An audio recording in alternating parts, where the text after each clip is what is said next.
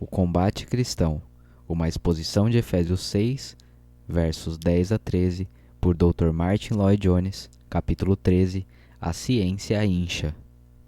Ao atacar as mentes dos cristãos, o diabo emprega outro método semelhante ao já mencionado e, todavia, essencialmente diferente.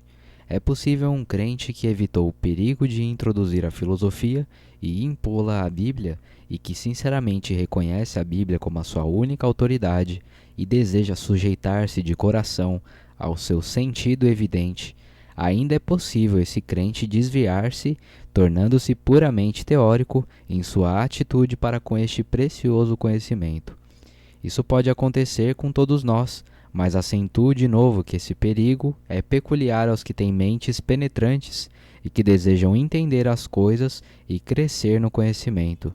O diabo, conhecendo-nos como nos conhece, sempre adapta com exatidão a particular forma de tentação à nossa mentalidade. Neste ponto não estou me referindo aos que não leem as Escrituras ou as leem pouco e que dizem, só me interesso pela experiência. O diabo não perturba esse tipo de pessoa, porém aos que de fato querem crescer e se desenvolver, ele vem e diz, naturalmente você está certo, o que você necessita e o que todos necessitam é mais e mais conhecimento. No entanto, ele pressiona tanto que por fim eles ficam numa condição em que toda a sua relação com a verdade fica sendo puramente acadêmica e teórica. E isto envolve o terrível perigo de ficarem tendo mais preocupação e mais interesse pelo conhecimento intelectual da verdade cristã do que pelo conhecimento do Senhor Jesus Cristo. E se o diabo, com todas as suas ciladas, conseguir enganar-nos e arrastar-nos para esta condição, ficará mais que satisfeito. Outro sim, este mal consiste na incapacidade de perceber que o objetivo final de todo conhecimento é levar-nos a conhecer a pessoa de Cristo.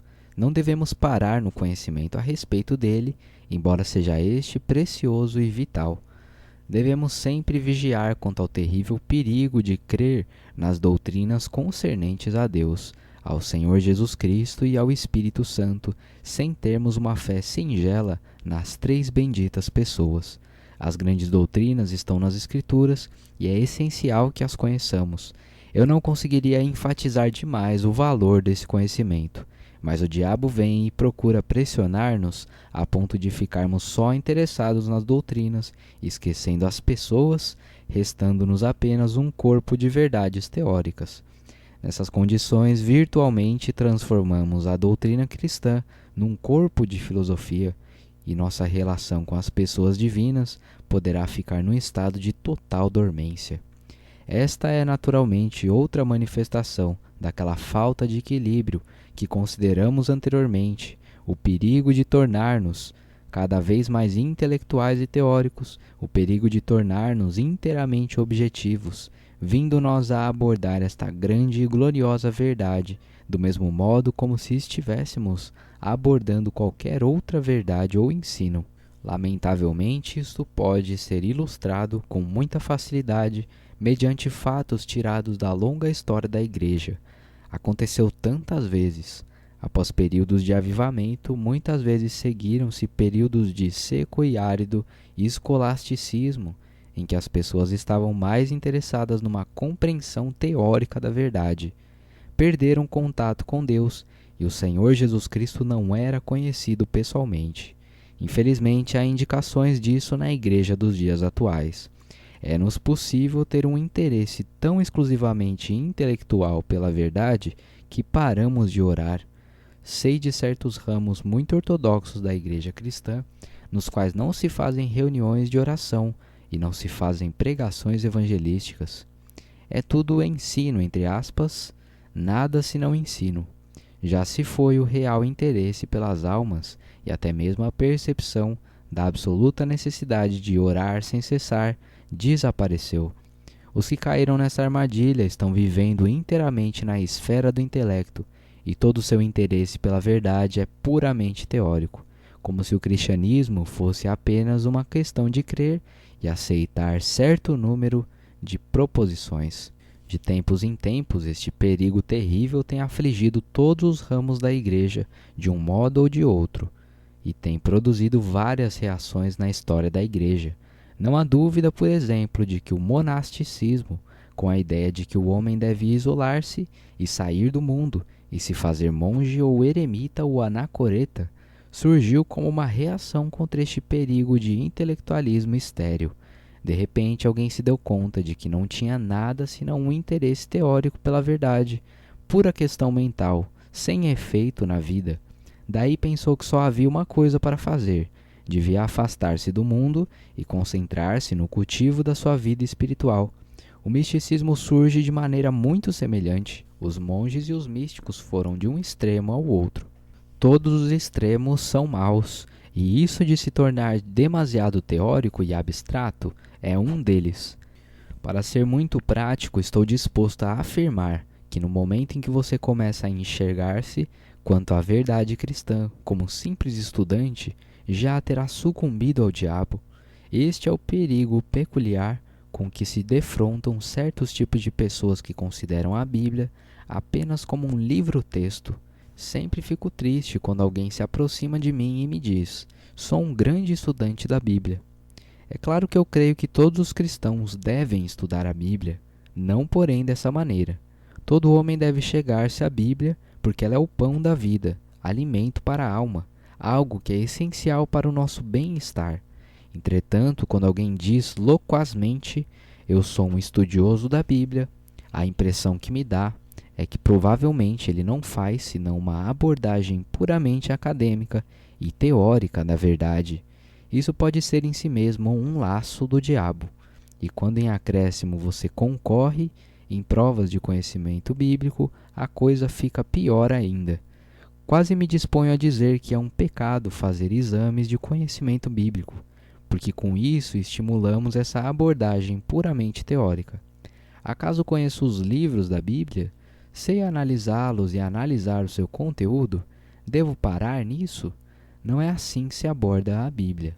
A Bíblia é a palavra de Deus, destinada a alimentar completamente a alma, e sempre se deve aplicar o seu ensino. Nunca devemos deter-nos no nível teórico e intelectual.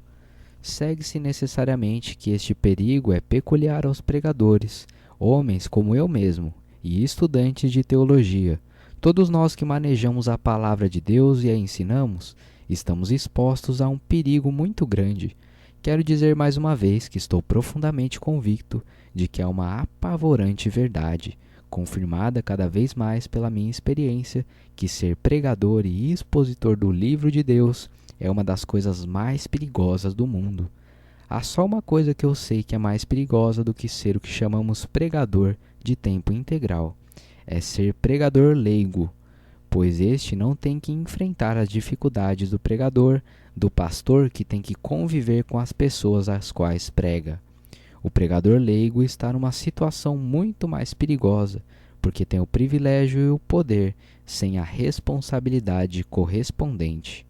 Faltam-lhe as restrições que tendem a manter em ordem o pastor. Não estou diminuindo os perigos enfrentados pelo pastor pregador ou pelo seminarista.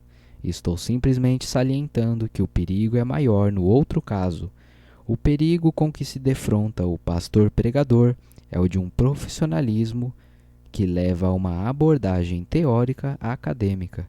A Bíblia vem a ser apenas um livro no qual o homem procura e acha textos para sermões. Assim ele se põe a ler a Bíblia dessa maneira, sempre em busca de um novo sermão ou de um texto. Deus tem a misericórdia do homem que fica nessas condições. É um total abuso da Bíblia. Isso não se aplica somente ao pregador e ao professor, aplica-se também a todos os que ouvem a pregação. Pode-se ouvir de maneira teórica, pode-se ouvir como perito, entre aspas, pode-se ouvir como provador de sermões, como um especialista em pregação. Assim que ficarmos nessas condições, de um ou de outro lado, obviamente estaremos sucumbindo às ciladas do diabo. Realmente estamos tratando do perigo de deixar de ficar sob o poder da verdade. No momento em que você deixar de ficar sob o seu poder, já se terá tornado vítima do diabo. Devo aplicar isso a mim mesmo como pregador. Se eu puder estudar a Bíblia sem me sentir sondado, examinado e humilhado, sem me sentir elevado e motivado a louvar a Deus, e sem sentir tanto desejo de cantar quanto estou sozinho em meu gabinete, como quando estou em pé no púlpito, estou em péssimo estado. Esta é a verdade de Deus, é o poder de Deus, e sempre devemos sentir algo desse poder. Isso se aplica também aos ouvintes da verdade. Se você pode frequentar igrejas e sair sem ter sentido o poder da verdade, ou você ou o pregador está falhando miseravelmente.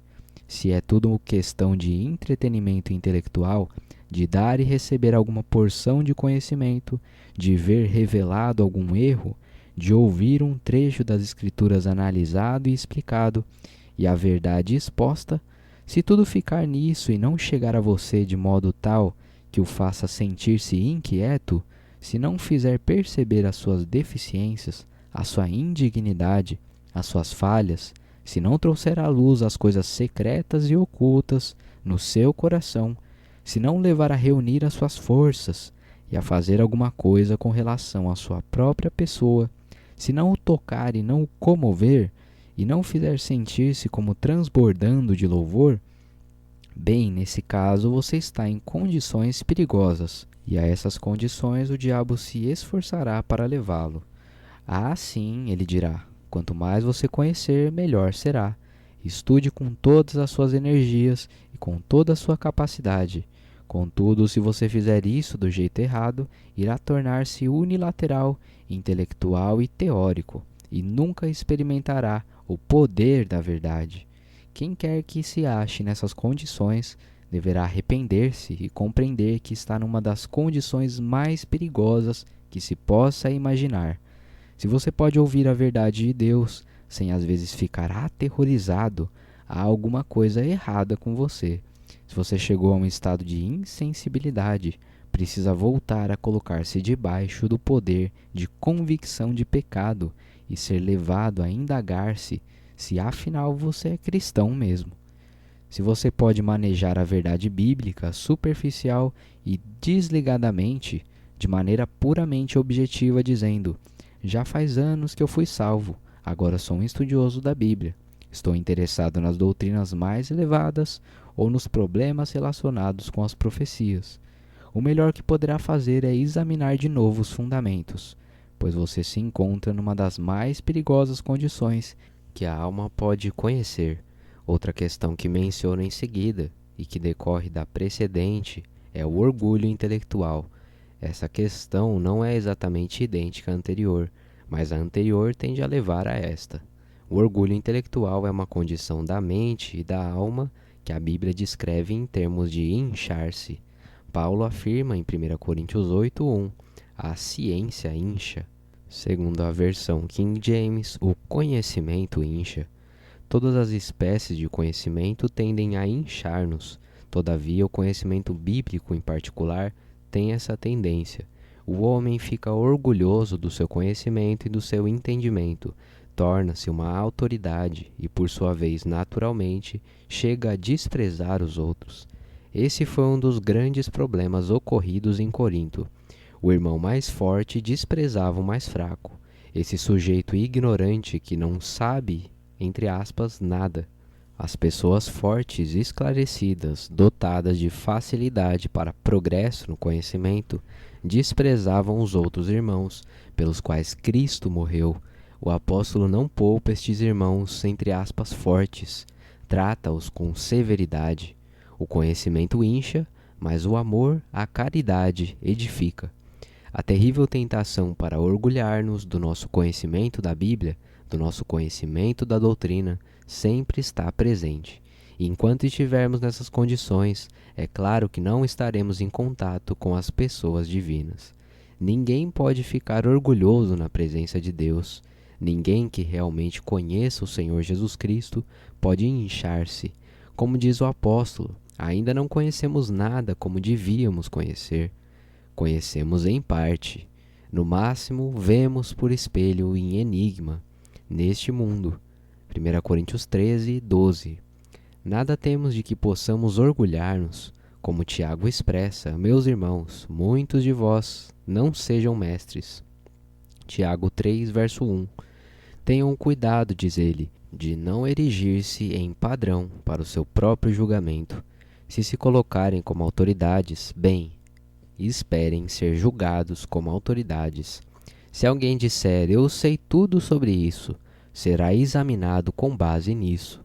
Todo e qualquer orgulho e satisfação própria na presença de Deus é totalmente inimaginável. Ainda não sabemos nada como deveríamos saber. Não passamos de principiantes, remadores a remar na beira deste poderoso e imenso oceano da verdade. Acautelemo-nos do orgulho intelectual. Este foi a causa do pecado original e tem sido desde então o pecado que assedia o povo de Deus. Aquele que se gloria, glorie-se no Senhor. 1 Coríntios 1, verso 31. Não no conhecimento da doutrina, não no conhecimento sobre o Senhor. Glorie-se no Senhor mesmo e em nada mais.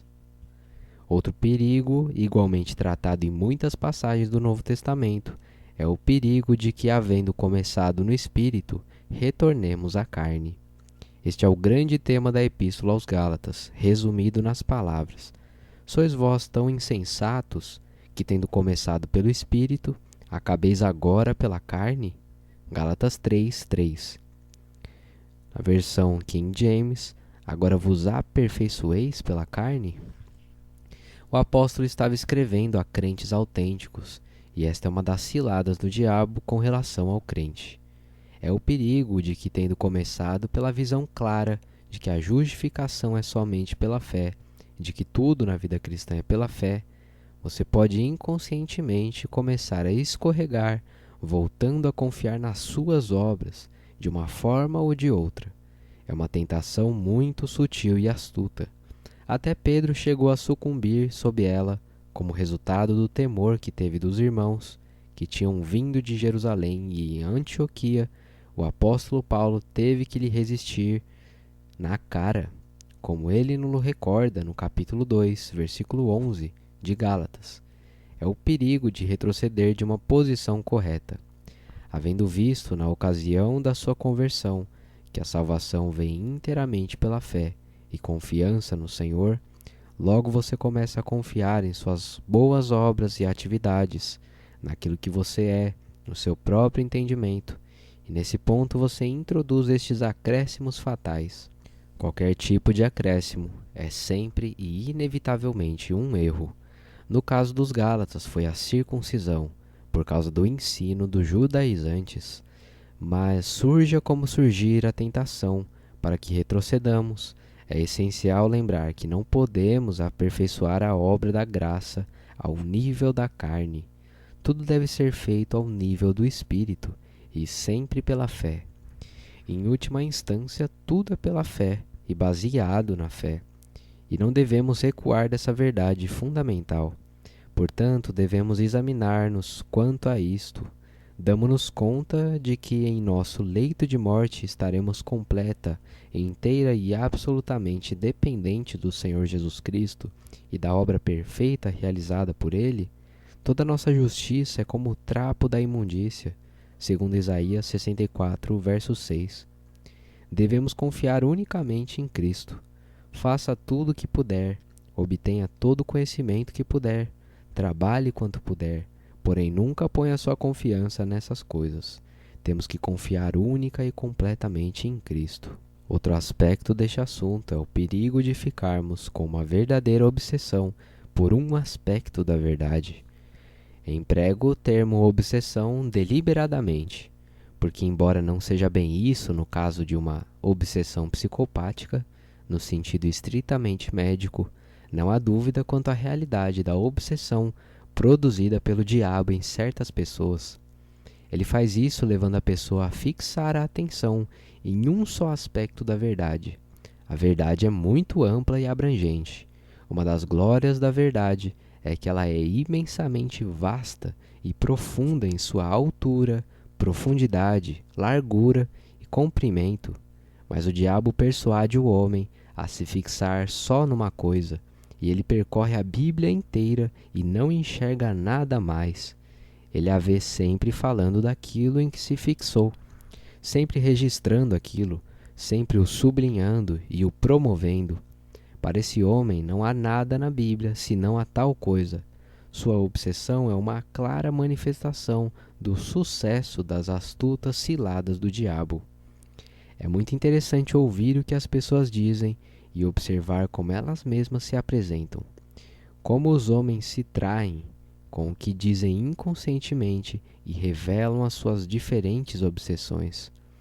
Alguns parecem pensar que o Evangelho não é nada mais que uma mensagem sobre cura física. Raramente falam outra coisa. Para eles nada importa senão unicamente este ponto. A obsessão de outros, e uso a expressão deliberadamente, é no que se refere à santificação. Nada mais lhes interessa. Perderam completamente o equilíbrio da verdade, estão sempre pregando a sua teoria particular da santificação.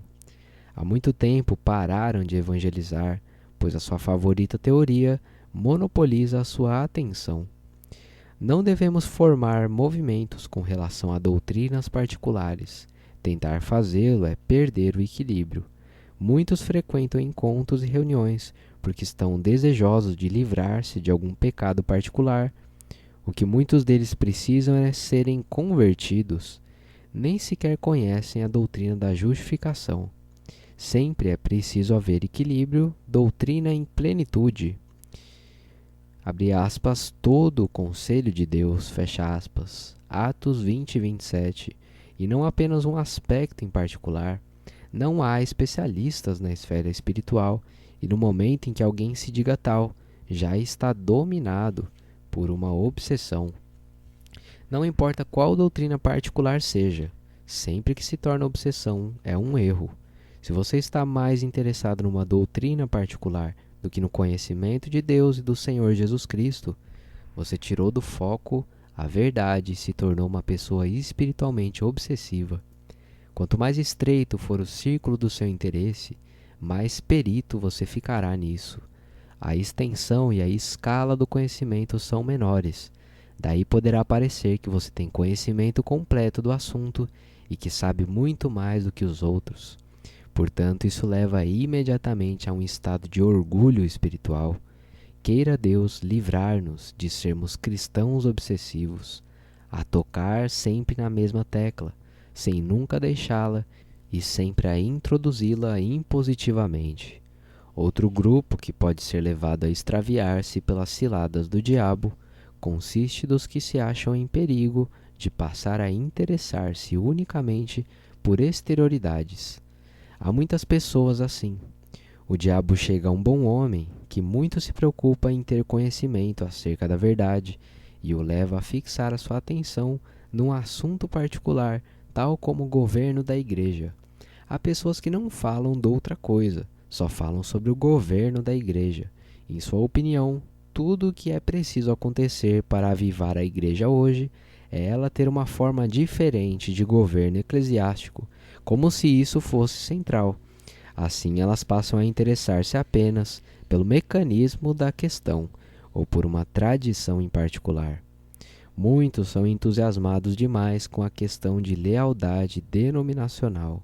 Muitas e muitas vezes, eles nem sabem por que pertencem a certa denominação, exceto que aconteceu terem nascido nela, pois os seus pais já pertenciam a ela. Eles não sabem mais nada além disso, mas lutarão até a última trincheira por sua denominação e pelo seu grupo. Isso é puro tradicionalismo, e o diabo prontamente faz uso disso. Quantos há que se mostram mais interessados pelo alinhamento eclesiástico ou pelo denominacionalismo do que pelo Senhor Jesus e pela salvação que jorra sobre nós através dele? Depois vêm os que só se interessam pela história. Nada lhes é mais fascinante do que a história. E contudo, se você simplesmente se torna um historiador, ou não é animado por outra coisa que não seja um interesse de antiquário pelos assuntos cristãos, o diabo fica seguro de si a seu respeito, porque o tem num sono profundo. É bom ler sobre os grandes santos do passado, porém cuidado para não viver das experiências deles, e para não querer ter a mesma experiência que eles tiveram. Em outras palavras, quando você ler as experiências dos grandes santos de Deus, sempre faça perguntas a si próprio, como as seguintes: conheço isto? Tenho aquilo? Posso falar dessa maneira? Se não, por que não? O diabo animará você a armazenar conhecimentos e procurará persuadi-lo de que, devido você gostar de ler sobre essas coisas, você ocupa a mesma posição que eles. Vêem-se claramente essas coisas na história da igreja primitiva. Os judeus que se tornaram cristãos estavam numa situação muito difícil. Tinham atrás de si a grande tradição do judaísmo e dos ensinos e doutrinas do Velho Testamento. Mas também havia gentios que se tornaram cristãos.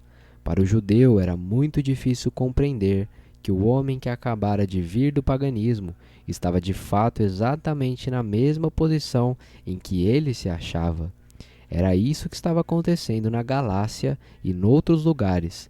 Certos judeus não conseguiam largar aquilo que haviam sido instruídos a crer.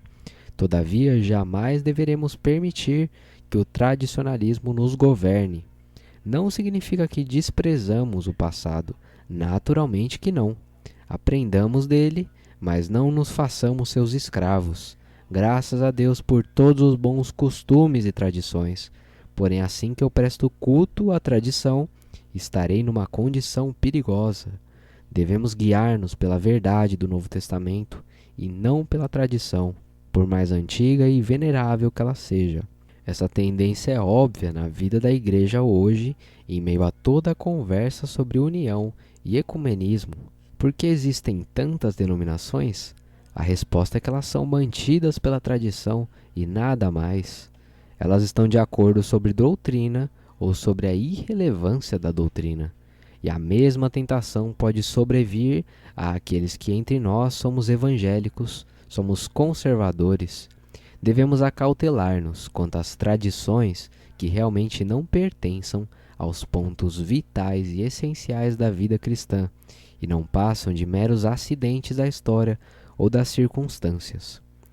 De todas as tragédias que o diabo causa com as suas ciladas, desviando pessoas e tirando-as pela tangente, nenhuma situação é mais prática do que a do excêntrico espiritual. O diabo se utiliza das suas ciladas para privar essas pessoas da riqueza da vida cristã e das gloriosas experiências que a caracterizam. Não somente isso, no entanto, por meio dessas pessoas, ele faz grande dano à causa de Deus, porque elas fazem com que a causa de Deus pareça ridícula. Qualquer pessoa com um mínimo de bom senso e de inteligência pode ver isso num relance.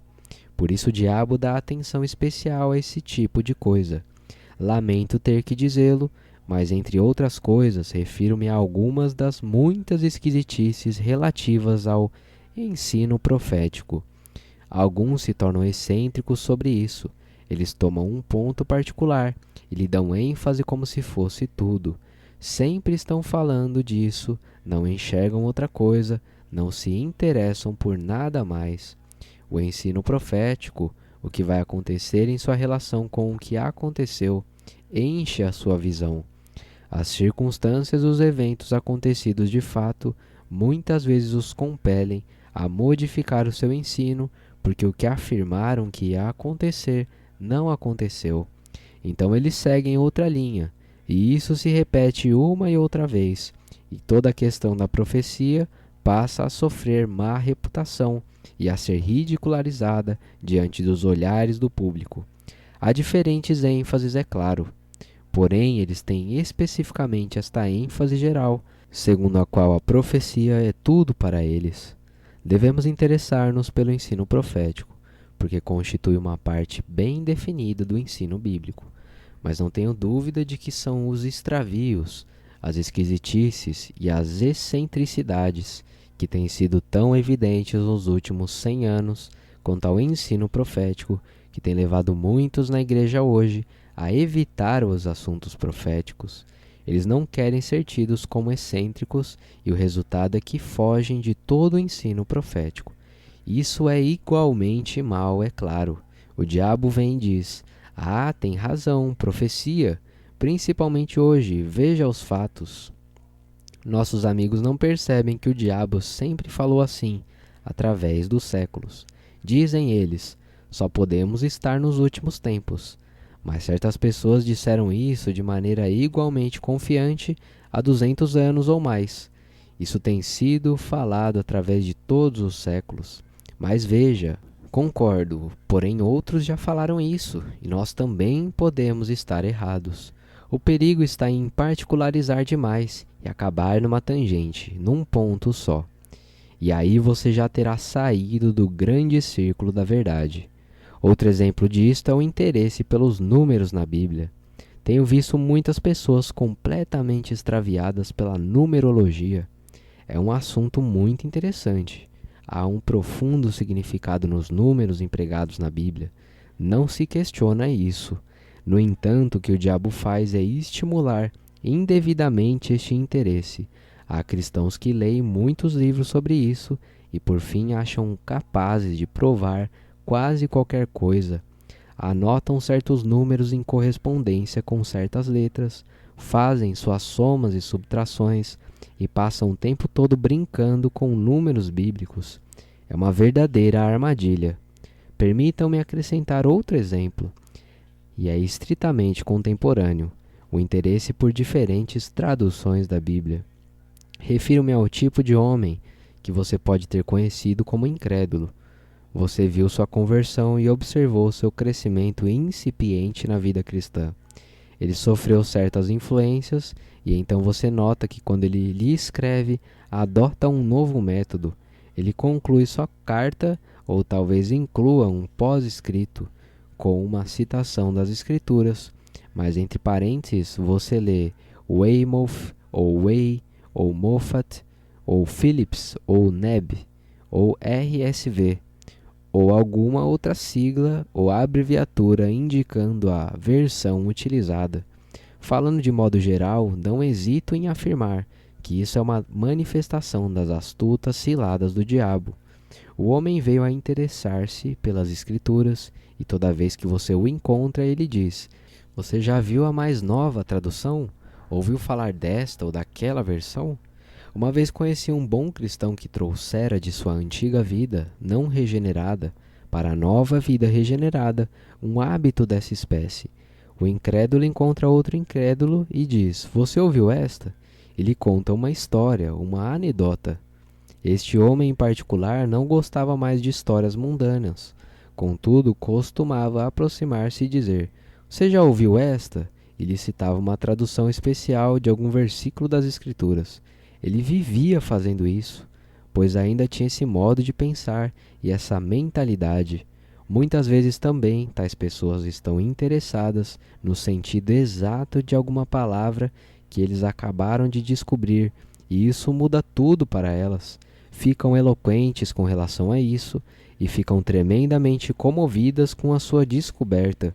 E nunca lhes ocorre que, obviamente, isso não pode ser tão importante como imaginam. Elas caem no real perigo de transformar a Bíblia numa espécie de livro de charadas, uma coleção de palavras cruzadas e espirituais, e passam o tempo brincando com palavras, frases e traduções, e com a mecânica da tradução. E nesse ponto já perderam a verdade, e seu interesse está posto somente em superficialidades e exterioridades. Tenho visto muitos cristãos excelentes saírem da trilha e extraviar-se por causa dessas coisas. Deixam de fazer trabalhos cristãos, deixam de preocupar-se com os perdidos. Na verdade, parece que nem mesmo têm mais interesse em conhecer o Senhor e em fruir comunhão com Ele. Todo o seu interesse está numa ou noutra questão marginal. Não há nada mais estéril, mais árido. Alguns dos períodos mais secos da história da Igreja decorreram desse erro. Deus nos proteja dessas coisas. Minha última divisão dessa parte, que trata dos intelectuais e da abordagem através da mente, é sobre todo o problema relacionado com as dúvidas. O diabo pode ser muito astuto neste ponto. Pode praguejar de dúvidas o homem. Consegue isso levando a pensar que as dúvidas que está tendo são suas dúvidas pessoais e que as dúvidas são sempre e invariavelmente pecaminosas. Isso é muito sutil. O que o diabo faz é ocultar-se e fazer o homem pensar que as dúvidas estão surgindo nele mesmo e em sua própria mente, ao passo que o que de fato está acontecendo é que ele está arremessando no homem o que o apóstolo mais adiante denomina dardos inflamados do maligno. Efésios 6, verso 16. Ele atira dúvidas em todos nós, mas porque alguns não entendem que elas provêm do diabo e imaginam que se originam neles próprios, condenam-se a si mesmos e acham que as dúvidas são pecaminosas. Começam afinal a duvidar de que são cristãos, e o diabo os mantém em escravidão e num estado de terrível infelicidade e miséria. Não há nada mais pecaminoso no fato puro e simples de sermos assaltados por dúvidas. Alguns dos maiores santos foram atacados por dúvidas lançadas neles pelo inimigo até o fim das suas vidas. Isso não é pecado. Eles detestavam as dúvidas e as rejeitavam. Isso prova que elas não eram propriamente deles. Quando o homem começa a aceitá-las e a concordar com elas, é que passam a ser dele. Mas naturalmente o diabo procura confundir a questão nesse ponto. Na verdade, às vezes tenho sido tentado a dizer que o homem que dessa maneira foi assaltado por dúvidas pela ação do diabo está provavelmente numa situação mais segura e mais saudável do que o tipo de pessoa que diz: desde que me converti, nunca fui afligido por nenhuma dúvida. Certamente há algo suspeito com relação a este segundo tipo de pessoa, porque tão certo como o homem é cristão, o diabo o atacará com essas mesmas artimanhas e com toda a sua astúcia. As dúvidas podem sobrevir-nos de todas as direções, principalmente talvez quando estamos lendo as Escrituras ou quando estamos orando. Entretanto, não permita que o diabo o persuada de que são suas dúvidas. Se as detestar, se as rejeitar e se, como Lutero, sentir-se indignado e como que atirando um tinteiro naquele que o está assediando e atacando, não há pecado aí. É o diabo que o está tentando. Ele foi ao Filho de Deus e lhe disse: se tu és o Filho de Deus, e certamente o atacou do mesmo modo na cruz, dizendo: se Deus fosse teu Pai, deixaria que ficasse sujeito a isto? Conforme Mateus 27, verso 43. E assim por diante. Trataremos disso mais tarde, mas era preciso mencioná-lo aqui. São estas, pois, algumas das maneiras pelas quais o diabo, com toda a sua sagacidade e com as suas ciladas, ataca e assedia a alma individual. Deem-se conta de que são confrontados por tal inimigo. Revistam-se, pois, de toda a armadura de Deus. Vocês têm necessidade de cada peça dela. Várias passagens nos dizem o que ela é. Coloquem-na toda, fiquem completamente revestidos dela. Não deixem nenhuma parte desprotegida, pois o diabo pode vir de qualquer lado. Somente quando formos fortalecidos no Senhor e na força do seu poder, e estivermos revestidos de toda a armadura de Deus, é que estaremos capacitados a permanecer firmes contra as astutas ciladas do diabo.